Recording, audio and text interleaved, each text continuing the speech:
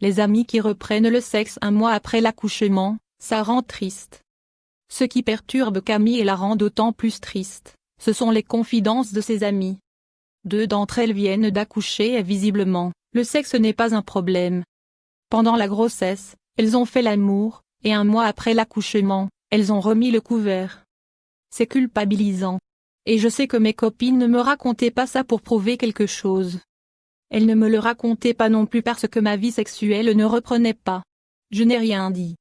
Ce genre de discussion naissait parmi d'autres, toujours autour de la maternité et du nouveau chapitre que l'on entamait tout en même temps. Cela fait donc 1 an que Mathieu et Camille n'ont pas fait l'amour. Suite au dire de ses amis, elle se sent mal dans sa peau mais décide de ne plus rien tenter. Peut-être que Mathieu reçoit de la pression, peut-être qu'il faut le laisser venir.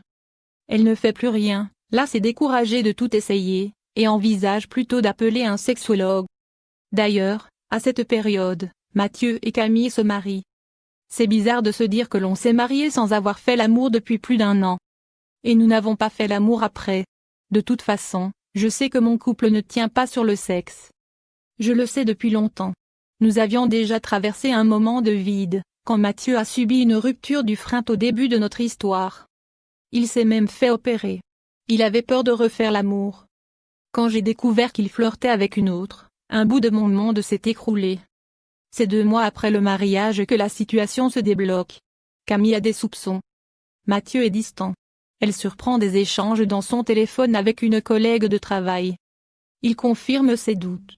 Plus fou encore, elle va le surprendre un soir, à la sortie du boulot, avec la nana en question. Poussette à la main, enfant sous le bras, elle traverse Paris et se pointe devant eux. J'ai voulu le faire culpabiliser. C'était mon but. Débarquer avec notre bébé et lui montrer tout ce qu'il avait à perdre. Quand il m'a vu apparaître, il s'est décomposé. La fille aussi.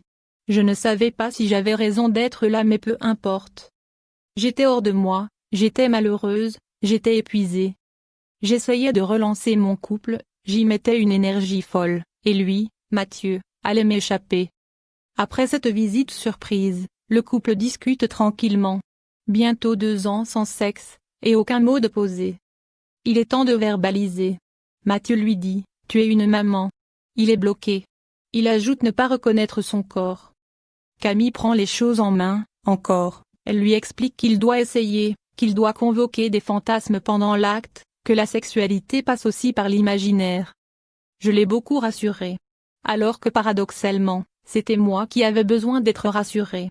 Mais c'est comme ça, c'est sans doute ce qu'il fallait. Après cette longue conversation, utile, nous avons retrouvé notre complicité et quelques contacts physiques. Un bras autour de la taille, ce genre de choses. Et il a envoyé balader l'autre fille.